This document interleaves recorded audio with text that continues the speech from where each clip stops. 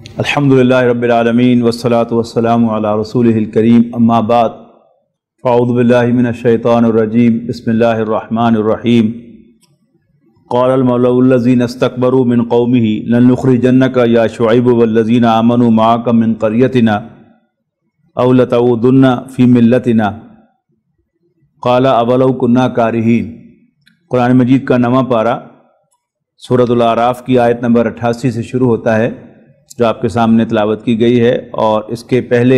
کلمات قال الملأ سے پہچانا جاتا ہے،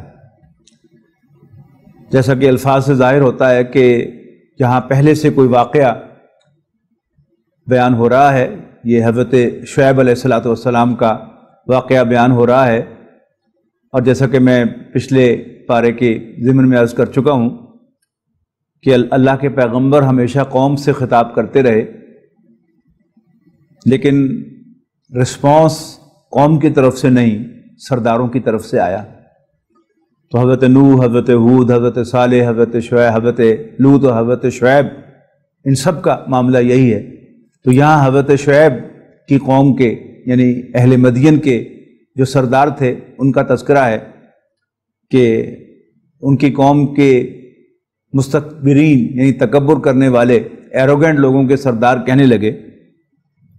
کہ شعیب ہم تمہیں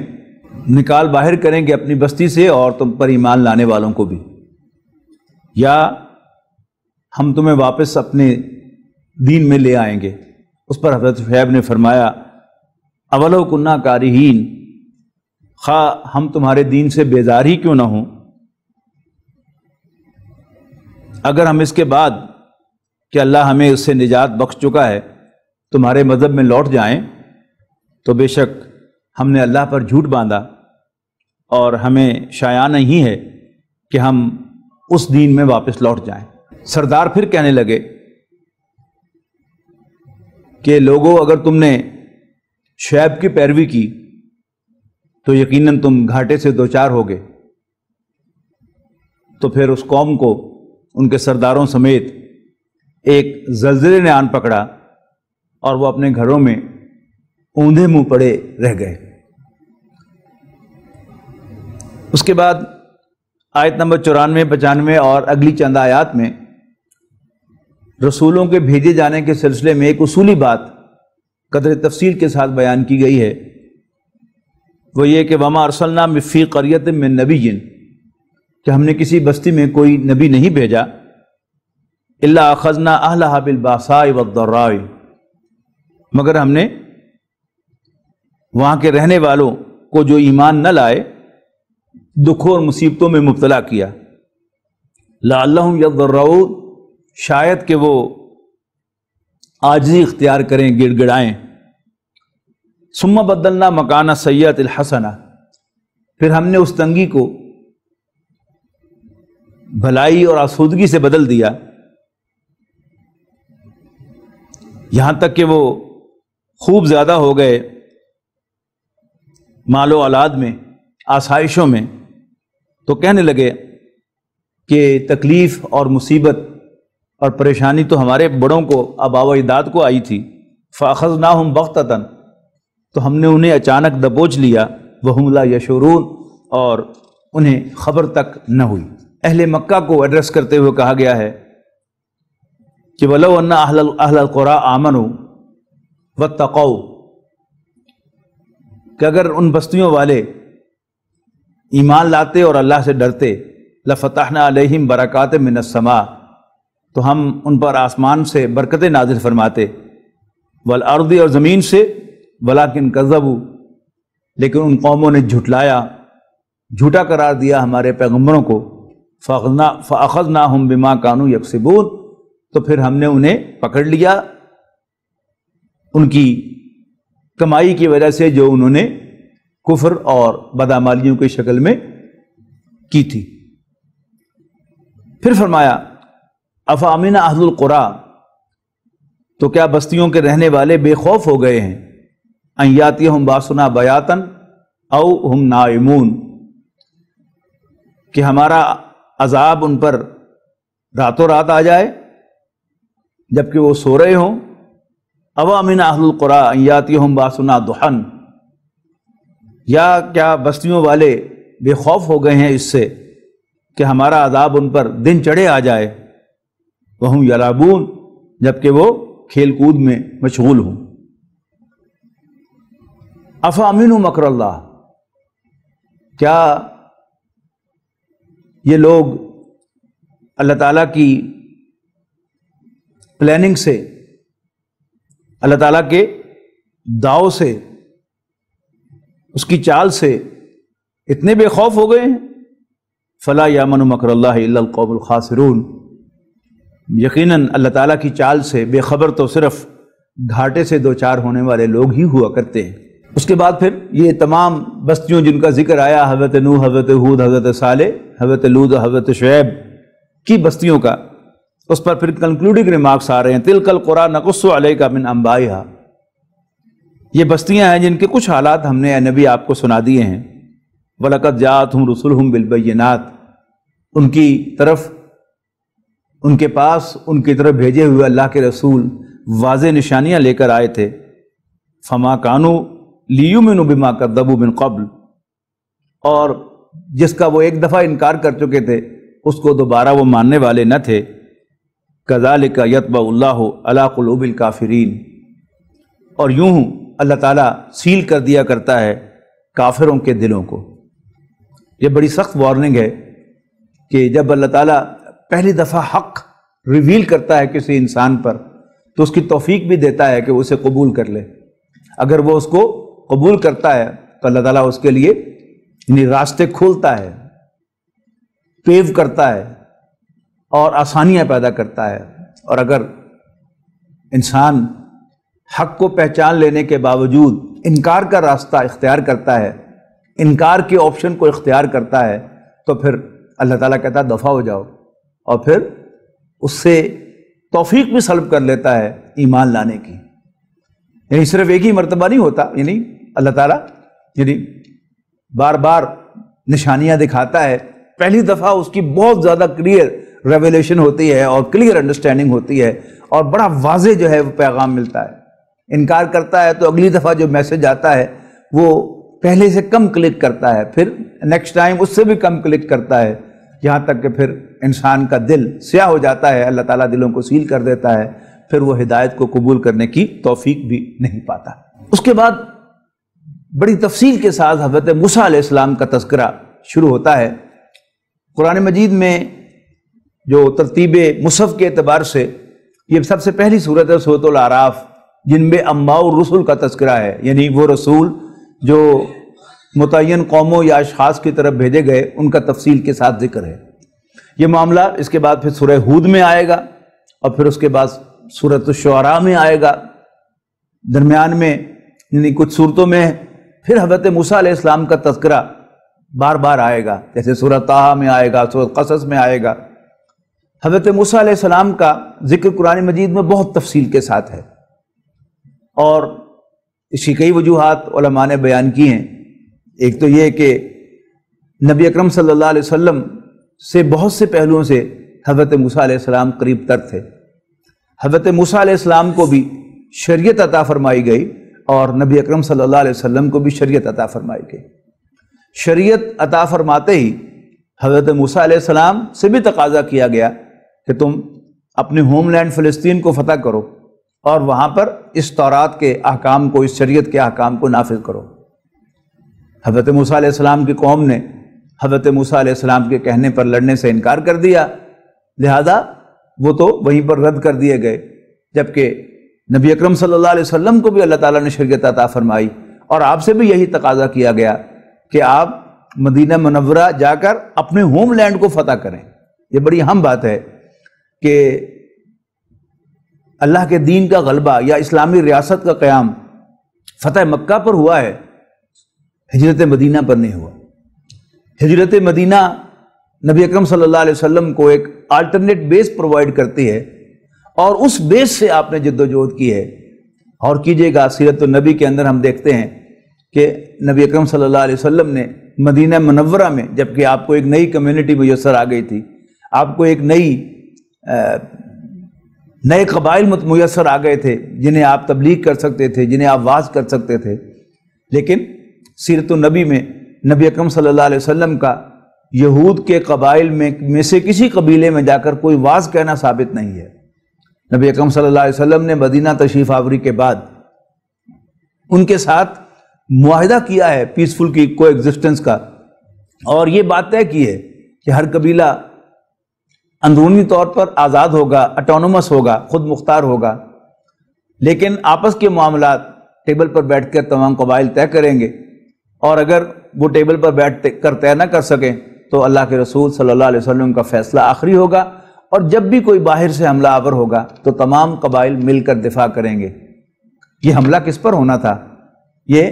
قریش کی طرف سے نبی اکرم صلی اللہ علیہ وسلم پر حملہ ہونا تھا، جس کی رسول اللہ صلی اللہ علیہ وسلم نے پیش بندی فرمائی، اور پھر سارا کا سارا رخ آپ کا مکہ مکرمہ کی طرف رہا۔ غزوہ بدر سے پہلے آپ نے 8 مہمیں بھیجی اور قریش کو بتایا کہ میں زندہ ہوں اور میں تمہارے تجارتی راستے بھی کاٹ سکتا ہوں اور تمہیں سیاسی اعتبار سے بھی الگ تھلگ یعنی آئسولیٹ کر سکتا ہوں، جس کی وجہ سے قریش بے حد سٹپٹائے اور انہوں نے ایک قافلہ شام کی طرف روانہ کیا، جس میں ایک بہت بڑا فنڈ ریز کیا گیا، اور یہ طے پایا کہ اس سے جو آمدنی ہوگی وہ ہم محمد صلی اللہ علیہ وسلم اور ان کے ساتھیوں کو کرش کرنے کے لیے استعمال کریں گے۔ نبی اکرم صلی اللہ علیہ وسلم کو خبر ہوئی تو آپ نے اس قافلے کا پیچھا کیا، اللہ کو منظور نہیں تھا، وہ قافلہ نکل گیا۔ پھر دوسرا واقعہ جو پیش آیا نخلہ کے اندر کہ آپ نے چند افراد پر مشتمل ایک دستہ ایک امیر کی قیادت میں نخلہ کی طرف روانہ کیا، جو مکہ مکرمہ سے بہت قریب ہے۔ کہاں؟ مدینہ منورہ، کہاں؟ نخلہ طائف کے قریب ہے، اور تقریباً 50 میل یا 50 کلومیٹر جو ہے وہ مکہ مکرمہ کے سے فاصلے پر ہے۔ وہاں پر ایک مٹبھیڑ ہوئی، اور یہ 2 واقعات جو تھے پھر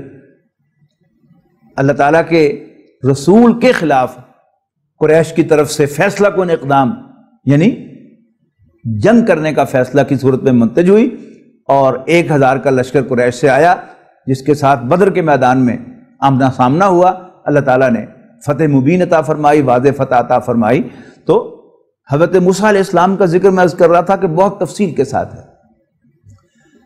دوسرا یہ کہ نبی اکرم صلی اللہ علیہ وسلم کی بھی حضرت موسیٰ علیہ السلام کی طرح 2 بعثتیں ہیں۔ حضرت موسیٰ علیہ السلام کی پہلی بعثت فرعون اور آل فرعون کی طرف ہے، اذهب الى فرعون انه طغى، جیسا کہ یہاں اس صورت میں ہمارے سامنے آئے گا، جبکہ آپ کی دوسری بعثت بنی اسرائیل کی طرف تھی۔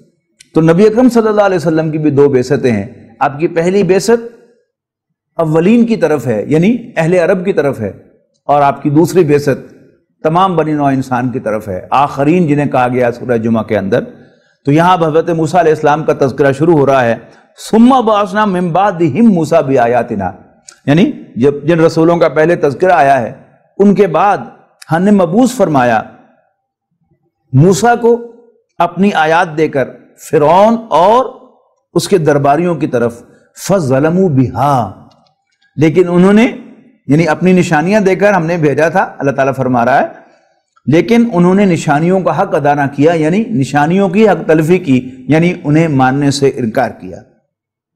فانظر کیف کان عاقبۃ المفسدین، تو دیکھو کیسا انجام ہوا فساد پھیلانے والوں کا۔ اور موسیٰ علیہ السلام نے صاف صاف الفاظ میں جا کر فرعون کے دربار میں، بڑے دربار میں کہا کہ میں رب العالمین کا بھیجا ہوا پیغمبر ہوں، مجھ پر واجب ہے کہ میں اللہ کی طرف سے جو کچھ کہوں سچ ہی کہوں۔ میں تمہارے پاس تمہارے رب کی جانب سے ایک واضح نشانی لایا ہوں۔ اور پھر بات کیا کہی؟ فَأَرْسِلْ مَعِيَ بنی اسرائیل، بنی اسرائیل کو میرے ساتھ بھیج دو۔ آگے جا کر ہم حضرت یوسف علیہ السلام کا قصہ پڑھیں گے سورہ یوسف میں 12ویں اور 13ویں پارے میں۔ حضرت یوسف علیہ السلام کو ان کے بھائیوں نے کنویں میں پھینک دیا، اور وہاں سے وہ نکل کر بکتے بکاتے مصر کے بازار میں پہنچ گئے، اور وہاں سے مصر کے ایک بہت بڑے وزیر نے ان کو خرید لیا۔ لیکن وہاں کیا ہوا وہ معلوم ہے کہ وہی عورت جس کے ہاتھوں میں پل کر آپ بڑے ہوئے تھے، اسی کے لیے ارریزسٹیبل ہو گئے، کیونکہ حضرت یوسف علیہ السلام غیر معمولی حسین و جمیل، ہینڈسم تھے، انہیں جیل میں ڈال دیا گیا۔ پھر بادشاہ نے ایک خواب دیکھا اور حضرت یوسف نے اس خواب کی تعبیر بتائی۔ بادشاہ بڑا متاثر ہوا، اس نے انہیں اپنے مصاحبین میں شامل کیا اور حضرت یوسف علیہ السلام نے 7 سال پر محیط قحط جو اس ملک میں آنے والا تھا اس کو راشننگ کا نظام جاری کر کے مینیج کر کے دکھایا، اس کا بندوبست کر کے دکھایا۔ بادشاہ بہت زیادہ خوش ہوا اور اس نے کہا کہ سارا مصر تمہارا ہے، جہاں چاہو آباد ہو جاؤ اور اپنے اہل و عیال کو لے آؤ۔ یوں بنی اسرائیل، یہ اسرائیل جو ہے یہ اصل میں لقب تھا حضرت یعقوب علیہ السلام کا،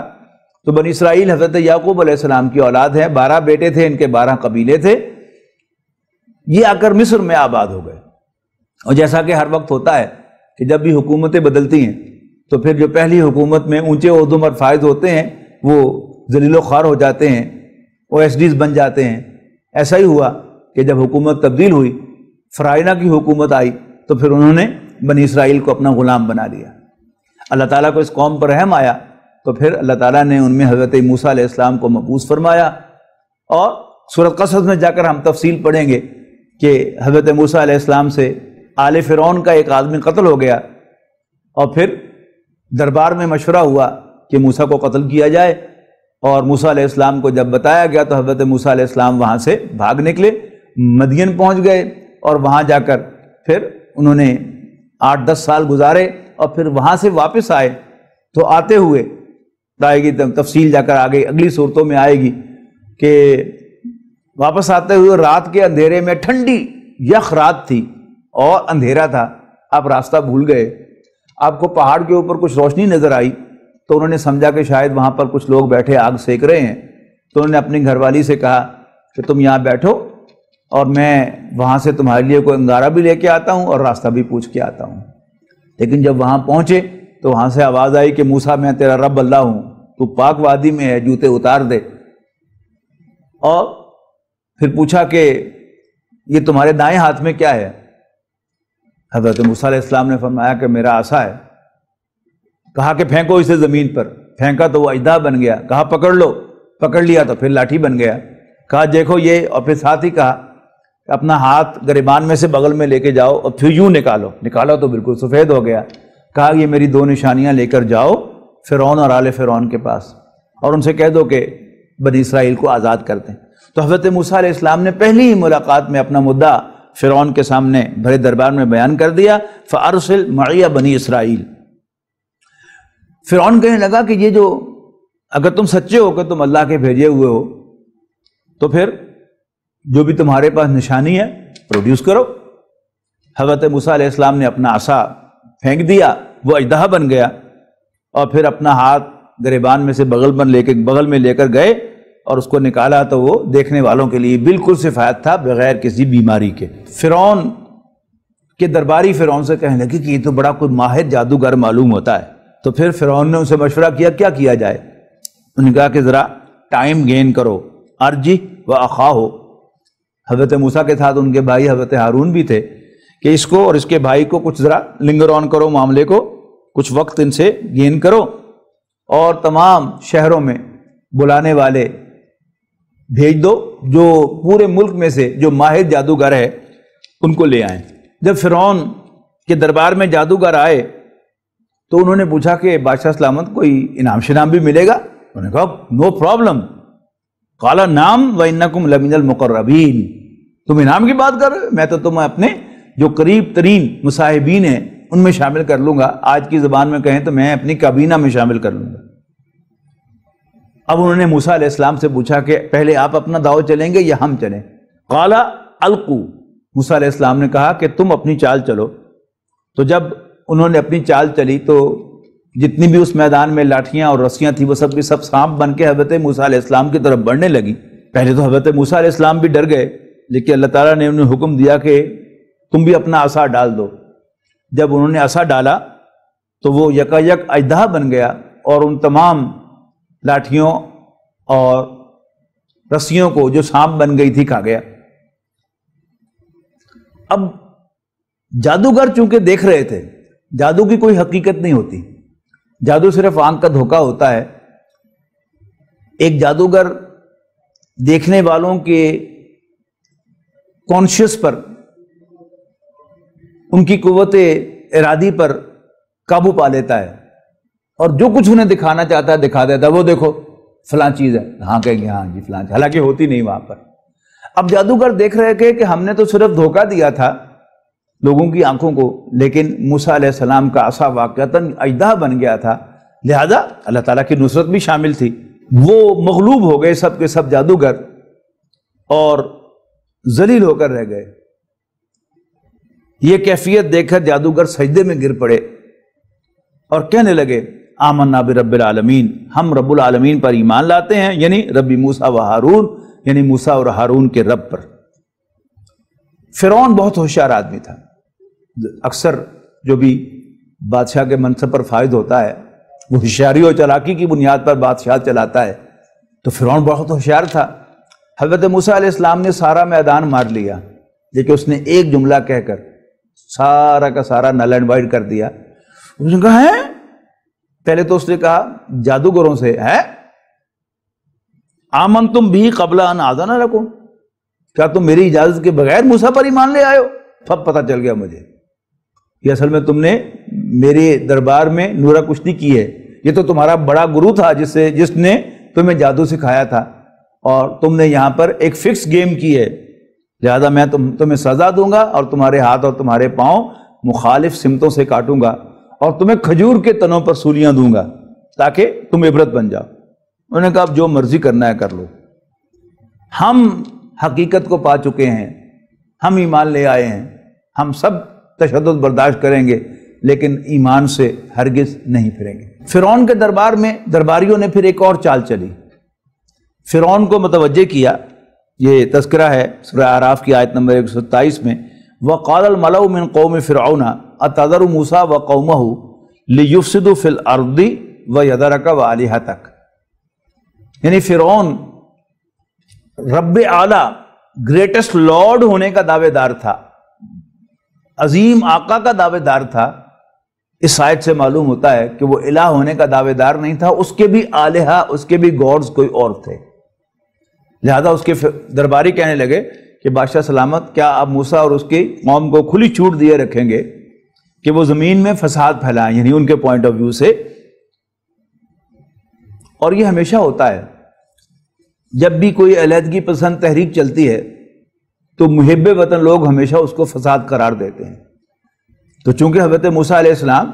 بنی اسرائیل کی آزادی کی جدوجہد کر رہے تھے، آزادی کا تقاضا کر رہے تھے، لہذا کہا گیا کہ کیا آپ بادشاہ سلامت، کیا آپ موسیٰ اور اس کی قوم کو کھلی چھوٹ دیے رکھیں گے کہ وہ زمین میں فساد پھیلائیں اور آپ کو اور آپ کے خداؤں کو نظر انداز کر دیں؟ فرعون کہنے لگا مسئلہ ہی کوئی نہیں، سنقتل ابناءہم، ہم ان کے بیٹوں کو قتل کریں گے، ونستحیی نساءہم، اور ان کی عورتوں کو زندہ چھوڑیں گے ان کو ڈیمورلائز کرنے کے لیے. انا فوقہم قاہرون، یقیناً ہم ان پر پوری طرح قابو رکھتے ہیں.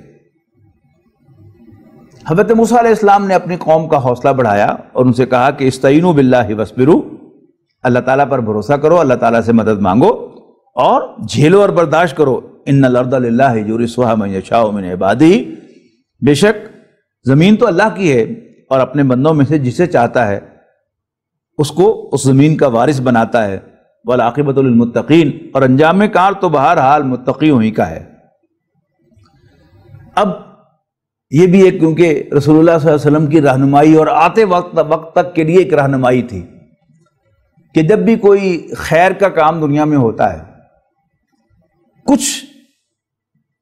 ایک قلیل تعداد میں لوگ ہوتے ہیں کہ جو اس خیر کو زمین پر قائم کرنے کے لیے، شر کو دور کرنے کے لیے جدوجہد کرتے ہیں. لیکن جب آزمائش آتی ہے، ابتلا آتی ہے، تو جو کم ہمت لوگ ہیں وہ اس کے خلاف واویلا کرتے ہیں، اس تحریک کے خلاف، اور کہتے ہیں کہ اچھے بھلے بیٹھے تھے، آزادی آزادی آزادی، کھانے کو تو مل رہا تھا، آرام سے سوتے تھے رات کو، لو پھر لو مزے، مروا دیا نا تو نے ہمیں، آئے موسیٰ، جب تو آیا تو بھی ہم پر تشدد ہوا، ہمارے بیٹے ذبح کیے گئے، اور اب تو بڑا ہو کے دوبارہ آیا ہے مدین سے ہو کر، اب تم پھر ہمارے لیے مصیبت کھڑی کر رہے ہو۔ اس کے بعد اللہ تعالیٰ نے ذکر کیا ہے کہ آل فرعون کو ہم نے کئی قسم کے عذابوں میں آزمایا، کبھی چچڑیوں کا عذاب آتا، کبھی مینڈکوں کا عذاب آتا، کبھی خون کا عذاب آتا۔ یہ عجیب عذاب تھے کہ مینڈکوں کا عذاب ہے تو ہر جگہ مینڈک ہی مینڈک ہے، آپ کمرے میں داخل ہونے لگے تو سامنے پاؤں رکھنے لگے تو مینڈک، آپ دیگچے کا ڈھکن اٹھائیں مینڈک، بستر پر لیٹنے لگے تو مینڈک، پھر چچڑیوں کا عذاب، اور پھر خون کا عذاب، ہر جگہ خون ہی خون، خون ہی خون، خون ہی خون۔ ہر مرتبہ جب وہ اس عذاب میں مبتلا ہوتے تو موسیٰ علیہ السلام کے پاس آتے تو کہتے نا ذرا موسیٰ ذرا کرنا سفارش ہماری اپنے رب سے کہ وہ ہم سے یہ عذاب ٹال دے، جو ہی عذاب ٹل جائے گا ہم بنی اسرائیل کو تمہارے ساتھ بھیج دیں گے۔ لیکن ہر دفعہ جب عذاب ٹل جاتا تو وہ مکر جاتے۔ بہرحال اللہ تعالیٰ نے حضرت موسیٰ علیہ السلام کو حکم دیا کہ تم راتوں رات بنی اسرائیل کو لے کر نکل جاؤ، لیکن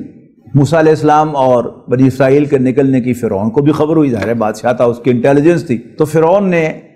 اپنے پورے لشکر کے ساتھ اور آل فرعون کے ساتھ پوری اپنے خاندان کے ساتھ پیچھا کیا حضرت موسیٰ علیہ السلام اور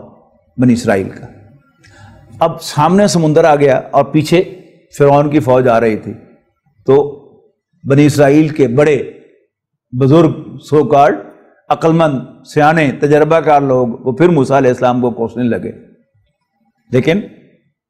اللہ تعالیٰ نے حضرت موسیٰ علیہ السلام کو حکم دیا کہ تم اپنا عصا سمندر میں مارو۔ انہوں نے عصا مارا تو پانی دو حصوں میں تقسیم ہو کر کھڑا ہو گیا، ایک پانی کی دیوار ادھر، ایک پانی کی دیوار ادھر، اور معجزانہ طور پر اللہ تعالیٰ کے خاص حکم سے، اللہ تعالیٰ کی خاص کمانڈ سے، معجزہ اسی کو کہتے ہیں، خرق عادت کہتے ہیں اس کو ٹیکنیکلی، یعنی ایک ہے اللہ تعالیٰ نے روٹین کا جو قانون بنایا ہے، روٹین کا قانون کیا ہے؟ پانی اپنی سطح ہموار رکھتا ہے، لیکن اللہ تعالیٰ ہی کے حکم سے ہموار رکھتا ہے، اور جب اللہ تعالیٰ حکم دے گا پانی اپنی سطح ہموار نہیں رکھے گا۔ وہی ہوا، خشک راستہ بن گیا حضرت موسیٰ علیہ السلام اور بنی اسرائیل کو پار کرانے کے لیے، اور حضرت موسیٰ علیہ السلام بنی اسرائیل کو نکل گئے۔ اب پیچھے پیچھے فرعون اور آل فرعون بھی داخل ہو گئے، اور جب عین بیچ میں پہنچ گئے اور بنی اسرائیل پار کر گئے، اللہ تعالیٰ نے سمندر کو پھر چلنے کا حکم دے دیا، اور پوری کی پوری قوم اپنے گھوڑوں سواریوں سمیت غرق ہو گئی۔ موسیٰ کو ایک ہی غوطہ آیا تو وہ فوراً کہنے لگا کہ میں موسیٰ اور ہارون کے رب پر ایمان لاتا ہوں، لیکن اللہ تعالیٰ نے اس وقت اس کا ایمان قبول نہیں کیا، کیونکہ اس سے قبل وہ بغاوت پر تلا رہا۔ فرمایا وَجَاوَزْنَا بِبَنِي إِسْرَائِيلَ الْبَحْرَ فَأَتَوْا عَلَىٰ قَوْمٍ يَعْكُفُونَ عَلَىٰ أَصْنَامٍ لَهُمْ،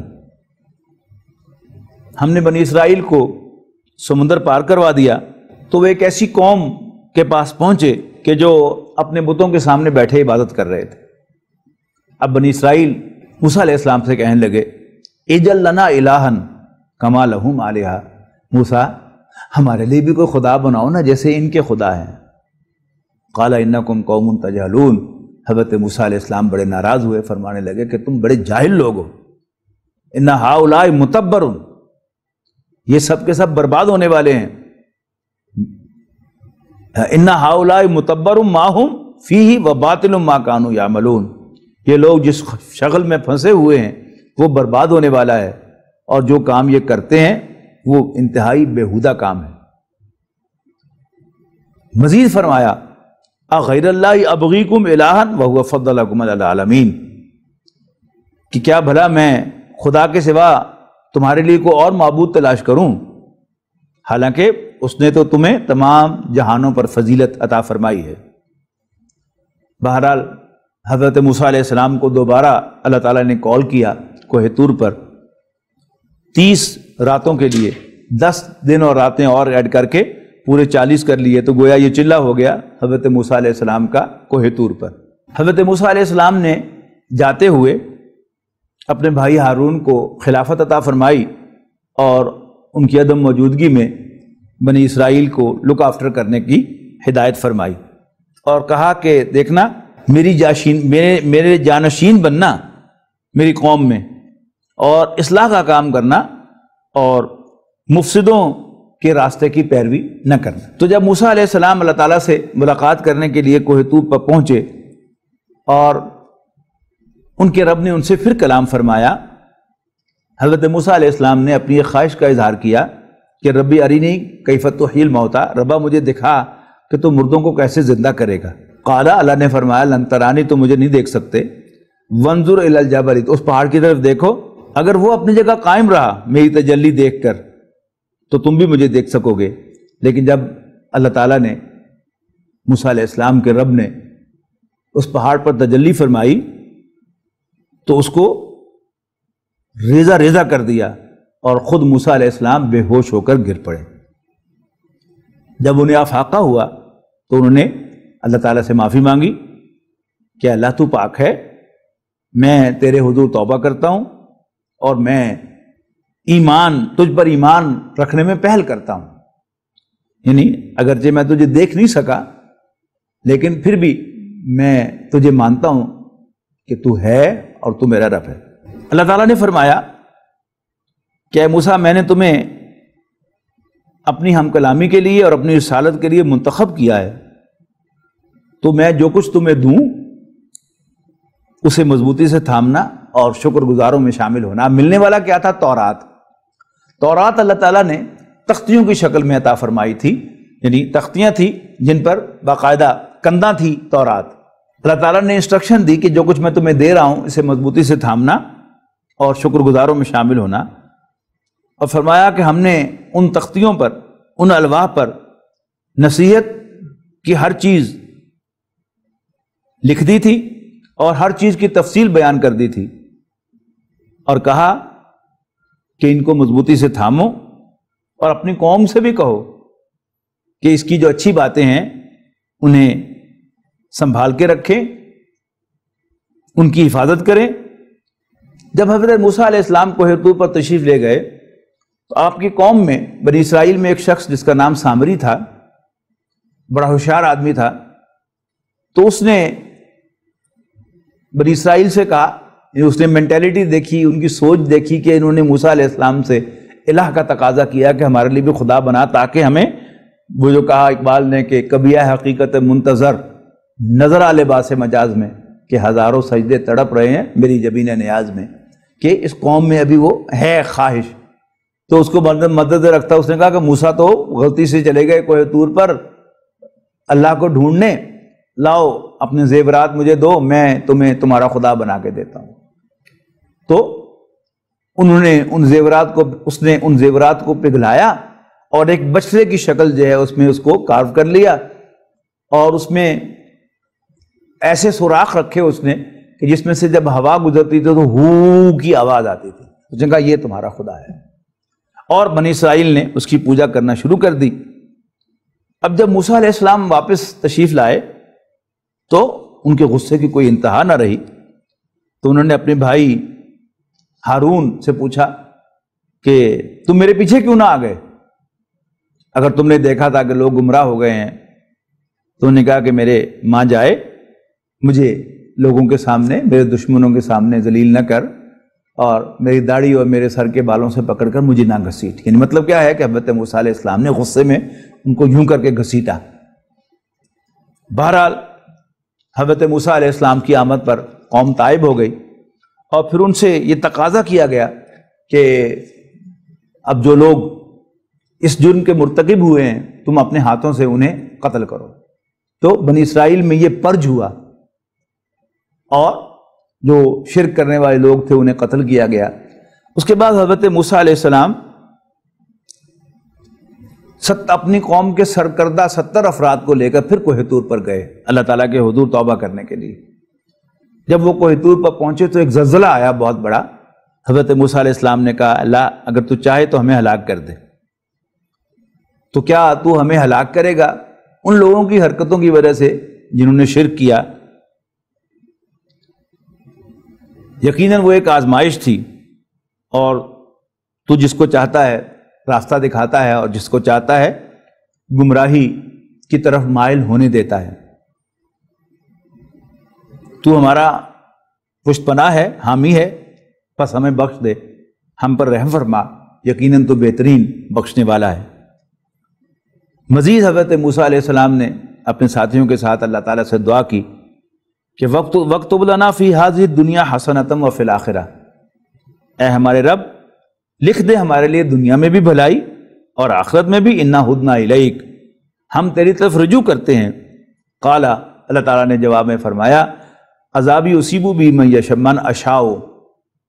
میرا عذاب اسی کو پہنچے گا جسے میں چاہوں گا، البتہ میری رحمت ہر چیز پر وسیع ہے، اور میں لکھ دوں گا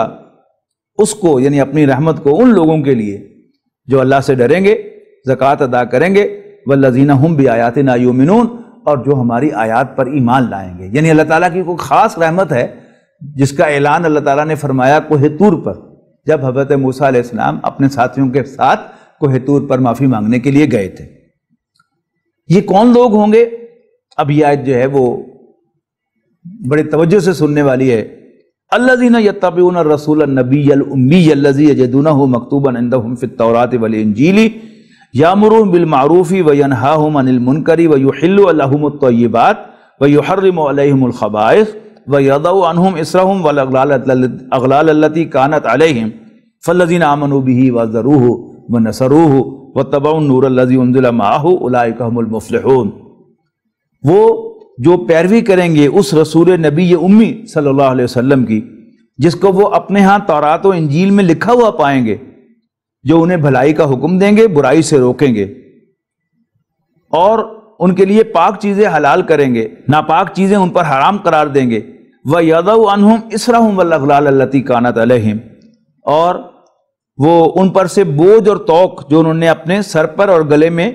ڈال رکھے ہوں گے اتاریں گے۔ فَالَّذِينَ آمَنُوا بِهِ وَعَزَّرُوهُ وَنَصَرُوهُ وَاتَّبَعُوا النُّورَ الَّذِي أُنزِلَ مَعَهُ أُولَئِكَ هُمُ الْمُفْلِحُونَ۔ پس وہ لوگ جو اس رسول نبی صلی اللہ علیہ وسلم پر، اس رسول نبی امی صلی اللہ علیہ وسلم پر ایمان لائیں گے،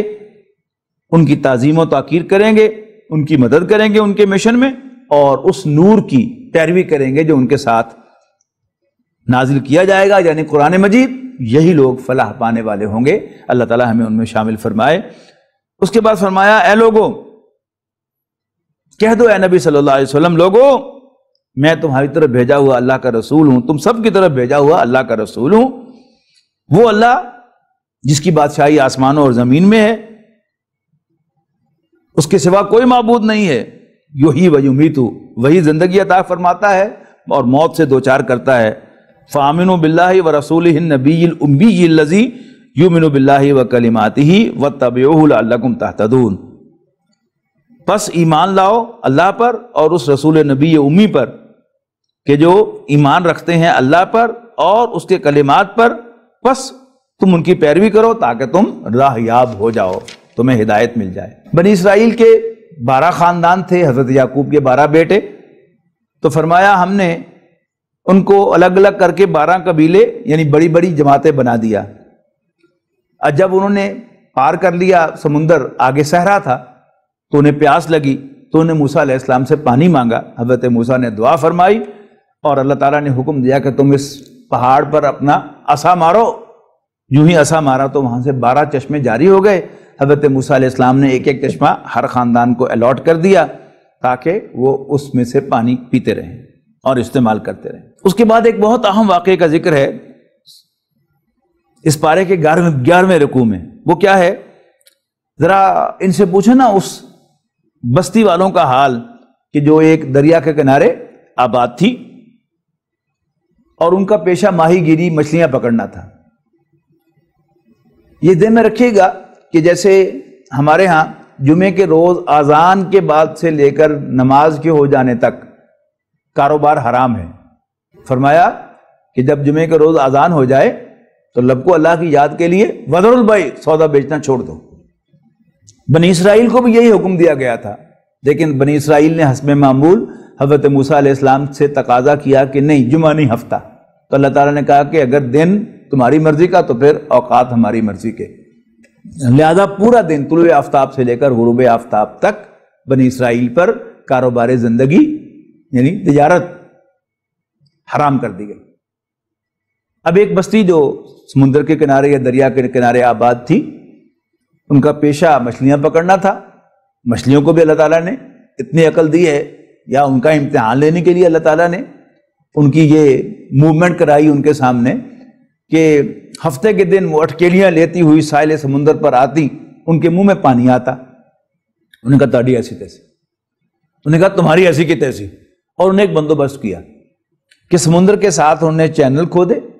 اور اس کے آگے بڑے بڑے حوض بنا دیے، ہفتے کے دن ان چینلز کو کھول دیتے اور پانی مچھلیوں سمیت ان حوضوں میں چلا جاتا، اتوار کے روز مچھلیاں پکڑ لیتے اور کہتے کہ ہم شریعت کی پابندی کر رہے ہیں۔ کچھ لوگوں نے انہیں منع کیا کہ اللہ سے ڈرو، یہ حرکت نہ کرو، شریعت کا مذاق نہ اڑاؤ۔ کچھ نے ان کو منع کیا، کیوں وقت ضائع کرتے ہو، انہوں نے سننا تو ہے نہیں۔ تو انہوں نے کہا کہ کیا جب یہ مانی جائیں اور نہ بھی مانیں، ہم اللہ کے سامنے یہ تو کہہ سکیں گے کہ یا اللہ ہم نے اپنی سی کوشش کی تھی لوگوں کو روکنے کی۔ تو فرمایا کہ وہ لوگ جنہوں نے یہ حرکت کی تھی، شریعت کا مذاق اڑایا تھا، اللہ تعالیٰ نے ان پر عذاب بھیجا اور ان کے چہرے بندروں جیسے بنا دیا، ان کو بندر بنا دیا انسان کی بجائے بطور سزا کے۔ سورہ اعراف کا اختتام بڑی گلوریس آیات پر ہوتا ہے، اس میں بڑے اہم چند واقعات زیر بحث آئے ہیں۔ سب سے پہلے تو عہد الست کا ذکر یہاں پر آیا ہے کہ اللہ تعالیٰ نے ہمارے اجسام سے پہلے ہماری روحوں کو پیدا کیا اور روحوں کی ایک اسمبلی کال کی اور ان کے سامنے اپنا کوئی ایکسپوجر دیا اور پوچھا الستو بربکم، کیا میں تمہارا رب نہیں ہوں؟ تو ہم سب کی روحوں نے بیک زبان کہا بلا کیوں نہیں، شہیدنا، ہم گواہی دیتے ہیں کہ تو ہمارا رب ہے۔ تو اللہ تعالیٰ نے فرمایا ان تقولوا یوم القیامت انا کنا عن ھذا غافلین، اب تم خود گواہی دے رہے ہو، کل کو یہ نہ کہنا قیامت کے دن کہ ہمیں تو پتہ ہی نہیں تھا۔ او تقولوا، یا یہ کہنے لگو انما اشرک آباؤنا من قبل، کہ شرک تو ہمارے بڑوں نے کیا تھا اور ہم تو جسٹ ان کی اولاد تھے، کیا اے ہمارے رب تو ہمیں ہلاک کرے گا اس عمل کی وجہ سے جو اہل باطل کرتے رہے۔ اس کے بعد فرمایا کہ وَكَذَلِكَ نُفَصِّلُ الْآيَاتِ لَعَلَّهُمْ يَرْجِعُونَ، اور یوں ہم اپنی نشانیوں کو تفصیل سے بیان کرتے ہیں شاید کہ وہ رجوع کر لیں، بعد آ جائیں، یعنی اپنے رب کو پہچان لیں اور اس کی بندگی شروع کر دیں۔ اس کے بعد ایک بہت عبرتناک واقعہ جو ہے وہ آیا ہے، خاص طور پر رجال دین کے لیے، جو دیندار لوگ ہیں، دین کے خادم ہیں، اہل علم ہیں، جن کو اللہ تعالیٰ اپنے دین کا، اپنی کتاب کا علم عطا فرماتا ہے۔ یہ بنی اسرائیل کا ایک شخص تھا بلعام باورا، اور اس کا تورات کے باب 22، 23 اور 24 میں ذکر ہے۔ ایک بہت عابد شخص تھا اور اللہ تعالیٰ نے اس کو علم بھی عطا کیا تھا۔ فرمایا گیا کہ انہیں ذرا پڑھ کر سناؤ نا حال اس شخص کا جس کو ہم نے اپنی آیات سے نوازا تھا، یعنی تورات کا علم عطا فرمایا تھا۔ فانسلخ منہا، لیکن اس نے ان آیات کے گاؤن، اس کی خلعت کو اتار پھینکا۔ فاتبعہ الشیطان، تو شیطان نے اس کو اپنے پیچھے لگا لیا۔ فکان من الغاوین، اور وہ گمراہوں میں شامل ہو گیا۔ فرمایا وَلَوْ شِئْنَا لَرَفَعْنَاهُ بِهَا، اگر ہم چاہتے تو ان آیات کے ذریعے اسے بہت بلندی عطا فرماتے، وَلَكِنَّهُ أَخْلَدَ إِلَى الْأَرْضِ، لیکن وہ پستی ہی کی طرف مائل ہو گیا۔ تو اس کی مثال کتے کی سی ہے، جس پر بوجھ ڈالو بھگاؤ تب بھی ہانپے، نہ بھگاؤ تب بھی ہانکے۔ نہیں، کتے کا جو سانس لینے کا انداز ہے وہ ایسا ہی ہے جیسے کسی کی سانس پھولی ہوئی ہو، بھاگ بھاگ کے یا محنت کر کے، کچھ مشقت والا کام کر کے۔ ذالک مثل القوم الذین کذبوا بآیاتنا، یہ مثال ہے ان لوگوں کی جو ہماری آیات کو جھٹلاتے ہیں، ان کو جھوٹا قرار دیتے ہیں۔ یعنی اللہ تعالیٰ نے احکام دیے ہیں اپنی آیات میں، تورات میں، انجیل میں اور قرآن مجید میں احکام عطا فرمائے ہیں، خاص طور پر اس میں جو ستر و حجاب کے احکام ہیں، سیگریگیشن کے احکام ہیں، سیکس ڈسپلن کے احکام ہیں۔ منع کیا ہے کہ ادھر دیکھو بھی مت، منع کیا ہے کہ یہ ایک غلط راستہ ہے، بے حیائی کا راستہ ہے۔ وَلَا تَقْرَبُوا الزِّنَا، اس سے قریب بھی نہ جانا۔ لیکن اگر انسان جان بوجھ کر اس سے قریب جاتا ہے اور پھر توقع رکھتا ہے کہ وہ اس میں انوالو نہیں ہوگا، تو یہ کیا ہے؟ یہ اس کی غلط فہمی ہے، یہ اللہ تعالیٰ کی آیات کا انکار ہے، اللہ تعالیٰ کے احکام کی صحت کا انکار ہے کہ یہ صحیح نہیں ہے، ایویں زبردستی ہم پر ڈال دی گئی ہے۔ ہرگز نہیں، یہ سارے کے سارے احکام انسان کی فطرت کے مطابق اللہ تعالیٰ نے انسانوں کو دیے ہیں، اور انہی کو فالو کرنے میں انسان کی یہ عافیت ہے۔ جتنے بھی لوگ بے حیائی کے اندر بہت زیادہ انوالو ہوتے ہیں، اگر آپ ان کو انٹرویو کریں اور پوچھیں کہ آپ کیسے یہاں تک پہنچے تو بتائیں گے کہ ارادتاً نہیں پہنچے، بس ریلیکس ہو کر ہم عورتوں کے ساتھ تعلق رکھتے رہے کہ کچھ نہیں ہوتا، کچھ نہیں ہوتا، کچھ نہیں ہوتا، لیکن وہ سب کچھ ہو گیا جو ہم کرنا نہیں چاہتے تھے، اور اب کیا ہے، ہم اس برائی میں بری طرح گھر چکے ہیں، ہمارے لیے اس میں سے نکلنا ممکن نہیں ہے۔ اس کے بعد فرمایا وَلَقَدْ ذَرَأْنَا لِجَهَنَّمَ كَثِيرًا مِنَ الْجِنِّ وَالْإِنسِ، یہ ایک محاورے میں کہنے کا انداز ہے کہ ہم نے جنوں اور انسانوں کی ایک کثیر تعداد کو سمجھو کہ گویا ہم نے بنایا ہی جہنم کے لیے۔ لَهُمْ قُلُوبٌ لَا يَفْقَهُونَ بِهَا، ان کے دل تو ہیں لیکن ان سے سمجھتے نہیں، یعنی ایک انسان کے دماغ کی انڈرسٹینڈنگ ہوتی ہے لاجیکل، ایک ڈائریکٹ انسان کی ویژن ہوتی ہے کہ انسان دل سے محسوس کرتا ہے کہ بات یوں ہے۔ انسان کسی شخص سے محبت کرتا ہے، پورا جہان اس کو دلائل دیتا ہے کہ یہ آدمی ٹھیک نہیں، لیکن وہ دل سے سمجھتا ہے کہ یہ ٹھیک ہے، اس سے پیار کرتا ہے۔ اینڈ وائس ورسا، کہ وہ کسی شخص سے نفرت کرے، پورا جہان آ کر اس کو کنونس کرنے کی کوشش کرے کہ نہیں وہ تمہارا دشمن نہیں ہے، جب تک دل اس کا قائل نہیں ہوگا وہ کبھی اس کی طرف نہیں۔ تو دل کی سمجھ یہ اللہ تعالیٰ کی دین ہے، جب انسان اپنے دل کی وہ جو سمجھ ہے اس سے فائدہ اٹھانے سے انکار کرتا ہے تو پھر اللہ تعالیٰ اس دل کی سمجھ چھین لیتا ہے۔ لَهُمْ قُلُوبٌ لَا يَفْقَهُونَ بِهَا، ان کے دل ہیں ان سے سمجھتے نہیں، وَلَهُمْ أَعْيُنٌ لَا يُبْصِرُونَ بِهَا، ان کی آنکھیں ہیں ان سے دیکھتے نہیں، وَلَهُمْ آذَانٌ لَا يَسْمَعُونَ بِهَا، ان کے کان ہیں ان سے سنتے نہیں، أُولَٰئِكَ كَالْأَنْعَامِ بَلْ هُمْ أَضَلُّ، یہ نرے چوپائے ہیں بلکہ ان سے بھی گئے گزرے ہیں۔ حیوان کو تو اللہ تعالیٰ نے پیدا ہی کیا ہے کھانے پینے کے لیے اور اپنی اولاد کو پالنے پوسنے کے لیے۔ ایک چڑیا بھی کسی رسی، کسی دھاگے، کسی پتے، کسی ٹہنی کو دیکھتی ہے تو فیصلہ کرتی ہے، سمجھتی ہے کہ ہاں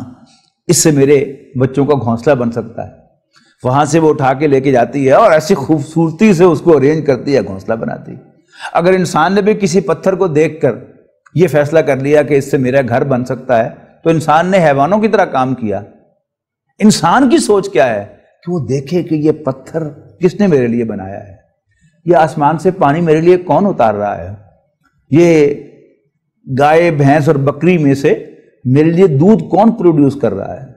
یہ شہد میرے لیے کون بنوا رہا ہے شہد کی مکھی سے۔ یہ ہے جو انسان کے دل کی، اگر دل زندہ ہوگا تو یہ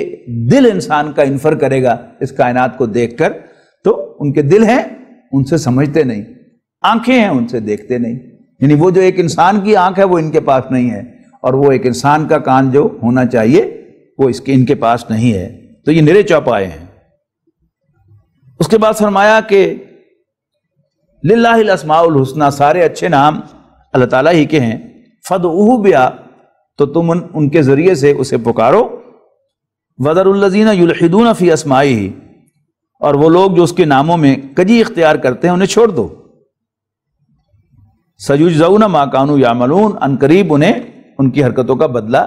دیا جائے گا۔ سورہ اعراف کے آخر میں آیت نمبر 187 میں فرمایا گیا یسألونک عن الساعۃ ایان مرساہا،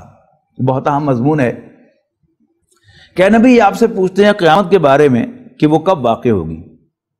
قل انما علمھا عند ربی، کہہ دو کہ اس کا علم میرے رب کے پاس ہے، لا یجلیھا لوقتھا الا ہو، اور وہ اس کے وقت کو نہیں ظاہر کرے گا مگر اپنے اوپر۔ وہ آسمانوں اور زمین پر بہت بڑا واقعہ ہوگا، وہ تم پر اچانک ہی آئے گا، اور یہ آپ سے ایسے پوچھتے ہیں جیسے آپ اس سے بخوب بھی واقف ہوں۔ کہہ دو انما علمھا عند اللہ، یقیناً قیامت کا علم تو اللہ تعالیٰ ہی کے پاس ہے، لیکن اکثر لوگوں کو معلوم نہیں ہے۔ پھر رسول اللہ صلی اللہ علیہ وسلم سے کہا گیا کہ کہہ دو ان سے کہ میں تو اپنے بارے میں بھی کسی نفع اور نقصان کا مالک نہیں ہوں، اور مجھے اگر غیب کی خبر ہوتی تو میں اپنے لیے بہت سے فائدے جمع کر لیتا اور مجھے کوئی تکلیف پہنچتی ہی نہ۔ ان انا الا نذیر و بشیر، میں تو بس ایک خبردار کرنے والا اور خوشخبری دینے والا ہوں ماننے والوں کو۔ سورہ اعراف کے بعد 4 رکوعوں سے کچھ زائد اس پارے میں سورۃ الانفال کے شامل ہیں۔ انفال غنیمتوں کو کہتے ہیں، اور اس سورہ مبارکہ میں غزوہ بدر پر تبصرہ ہے۔ آغاز ہوا، پہلی دفعہ یہ جنگ ہوئی مسلمانوں کی اور اس میں بہت سا مال غنیمت ہاتھ آیا، تو آغاز ہوا یسألونک عن الانفال، یہ آپ سے غنیمتوں کے بارے میں دریافت کرتے ہیں، تو آپ کہہ دیجئے کہ غنیمتیں سب اللہ اور اس کے رسول کی ہیں، بس اللہ سے ڈرو اور آپس میں صلح رکھو اور اس کے اللہ اور اس کے رسول کا کہنا مانو اگر تم واقعتاً مومن ہو۔ اس کے بعد ایمان کی دو تعریفیں آئی ہیں اس صورت میں، ایک تعریف آئی ہے ایک انڈیویجول سطح پر ایمان کی تعریف سورۃ انفال کے آغاز میں، اور دوسری تعریف اس سورت کے آخر میں ہے جو انشاءاللہ 10ویں پارے میں آئے گی۔ یہاں تعریف کیا ہے کہ مومن تو بس وہ ہیں کہ جب ان کے سامنے اللہ تعالیٰ کا ذکر ہوتا ہے تو ان کے دل ڈر جاتے ہیں، یعنی کسی انسان سے بات کرتے ہوئے، ایون فون پر دو انسانوں سے بات کرتے ہوئے انسان کا لب و لہجہ ایک جیسا نہیں ہوتا۔ جب وہ اپنے والد سے بات کر رہا ہوتا ہے تو اس کے لہجے میں رسپیکٹ ہوتی ہے، جب اپنے افسر سے بات کر رہا ہوتا ہے تو اس میں افسر کا روب ہوتا ہے، جب اپنی والدہ سے بات کر رہا ہوتا ہے تو اس میں وہ ایک شفقت جو ہے اس کی شیرینی پا رہا ہوتا ہے، اور جب وہ اپنی بیوی سے بات کر رہا ہے تو اس میں محبت محسوس کر رہا ہوتا ہے، اپنے بیٹے سے بات کر رہا ہوتا ہے تو شفقت بھرے لہجے میں بات کر رہا ہوتا ہے، اور جب رب العالمین کا تذکرہ ہوگا جو واقعتاً اللہ تعالیٰ کو مانتا ہے اس پر اللہ تعالیٰ کی ہیبت طاری ہوگی، اور جب ان کے سامنے اللہ تعالیٰ کی آیات تلاوت کی جاتی ہیں تو زادتہم ایمانا، تو وہ آیات انہیں ایمان میں اور زیادہ بڑھا دیتی ہیں اور وہ اپنے رب پر توکل کرتے ہیں، جو نماز قائم کرتے ہیں اور جو کچھ ہم نے انہیں عطا کیا اس پہ سے خرچ کرتے ہیں، اولئک ھم المؤمنون حقا، یہ سب کے سب جو ہیں یہ سچے مومن ہیں۔ اس کے بعد پھر غزوہ بدر کا تذکرہ شروع ہوا کہ ان لوگوں کو اپنے گھروں سے اس طرح نکلنا چاہیے تھا جس طرح تمہارے رب نے تمہیں تدبیر کے ساتھ اپنے گھر سے نکالا۔ اب یہ غزوہ بدر کا تذکرہ شروع ہو رہا ہے، یجادلونک فی الحق، اور وہ لوگ حق بات میں آپ سے حجت بازی کر رہے تھے، بعد ما تبین کانما یساقون الی الموت، کہ جب ان پر یہ بات ظاہر ہوئی کہ وہ موت کی طرف دھکیلے جا رہے ہیں کھلی آنکھوں کے ساتھ۔ اللہ تعالیٰ نے غزوہ بدر میں سے پہلے رسول اللہ صلی اللہ علیہ وسلم کو خوشخبری دی تھی، یہ ایک قافلہ ہے جو ابو سفیان کی قیادت میں شام سے واپس آ رہا ہے، اور ایک لشکر ہے 1000 کا جو مکے سے چل پڑا ہے، آپ جس سے بھی لڑیں گے اللہ تعالیٰ آپ کو فتح عطا فرمائے گا، چوائس از یورس۔ تو رسول اللہ صلی اللہ علیہ وسلم نے اپنے صحابہ سے مشورہ فرمایا، اسی کی طرف یہاں اشارہ ہے، اور پھر آیت نمبر 15 میں وارن کیا گیا، یا ایھا الذین آمنوا اذا لقیتم الذین کفروا زحفا، جب بھی میدان جنگ میں تمہارا کافروں سے مقابلہ ہو، فلا تولوہم الادبار، تو انہیں پیٹھ نہ دکھانا، اور جو کوئی انہیں اس روز پیٹھ دکھائے گا الا متحرفا لقتال، سوائے اس کے کہ وہ لڑائی کے لیے کنارے کنارے چلے، او متحیزا الی فئۃ، یا وہ حکمت عملی کے تحت اپنی فوج سے جا کر ملنا چاہتا ہو، اگر ایسا نہیں ہے تو فقط باء بغضب من اللہ، تو وہ اللہ تعالیٰ کے غضب میں گرفتار ہوگا، ومأواہ جہنم، اس کا ٹھکانہ جہنم ہوگا، وبئس المصیر، اور وہ بہت برا ٹھکانہ ہے۔ رسول اللہ صلی اللہ علیہ وسلم نے کافروں پر مٹھی بھر ریت پھینکی تھی،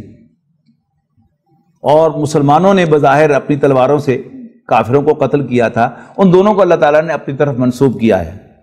مسلمانوں تم نے کافروں کو قتل نہیں کیا، اللہ نے قتل کیا تھا، اور اے نبی صلی اللہ علیہ وسلم ریت آپ نے نہیں پھینکی تھی، یعنی اللہ تعالیٰ نے آپ سے پھینکوائی تھی، اللہ تعالیٰ نے پھینکی تھی، اور اللہ تعالیٰ مومنوں کو آزمانا چاہتا تھا اس کے ذریعے سے، ایک بہت بڑی آزمائش میں سے گزار کر، بے شک اللہ تعالیٰ سننے والا جاننے والا ہے۔ نبی اکرم صلی اللہ علیہ وسلم کی معیت میں صحابہ کرام مکہ مکرمہ کو چھوڑ کر جہاں بہت تنگی تھی حالات کی، مدینہ منورہ منتقل ہوئے جہاں اللہ تعالیٰ نے ان کے لیے آسانیاں پیدا کی، جیسے متحدہ ہندوستان میں مسلمان معاشی اعتبار سے اور سیاسی اعتبار سے ہندوؤں کے غلام بننے والے تھے، اللہ تعالیٰ نے مہربانی فرمائی، تو ایسا معلوم ہوتا ہے کہ یہ آیات جو مہاجرین کے بارے میں نازل ہوئیں یہ شاید ہمارے بارے میں نازل ہوئی ہیں۔ اے ایمان والو استجیبوا للہ وللرسول، ریسپونڈ کرو اللہ تعالیٰ اور اس کے رسول کی پکار کو جب وہ تمہیں اس چیز کی طرف بلائیں جو تمہارے لیے حیات بخش ہے۔ جان رکھنا کہ اللہ تعالیٰ بندے اور اس کے دل کے درمیان حائل ہو جایا کرتا ہے، اور یہ کہ اسی کی طرف تم سب اکٹھے کیے جاؤ گے۔ اور ڈرو اس فتنے سے جس کا شکار تم میں سے صرف ظالم نہیں ہوں گے بالخصوص، بلکہ آٹے کے ساتھ گھن بھی پسے گا، اور اللہ تعالیٰ سزا کا بڑا سخت ہے۔ یاد کرو جب تم تعداد میں کم تھے، یعنی ہم بھی ہندوؤں کے مقابلے میں ہندوستان میں تعداد میں کم تھے، اقلیت بننے والے تھے، اور مسلمان بھی نبی اکرم صلی اللہ علیہ وسلم کے ساتھ کافروں کے مقابلے میں تعداد میں کم تھے۔ تو یاد کرو جب تم تعداد میں قلیل تھے اور زمین پر تمہیں اندیشہ تھا کہ تمہیں کہیں لوگ اچک کر نہ لے جائیں، تو اللہ تعالیٰ نے ایسے میں تمہیں پناہ دی اور اپنی ساتھ خاص نصرت سے تمہاری تائید فرمائی اور تمہیں پاک چیزوں میں سے رزق عطا فرمایا، لعلکم تشکرون، تاکہ تم شکر گزار بنو۔ اے ایمان والو، مت خیانت کرو اللہ اور اس کے رسول کے ساتھ، اور نہ ہی امانتوں میں خیانت کرو جانتے بوجھتے ہوئے۔ یاد رکھو بے شک اللہ تعالیٰ،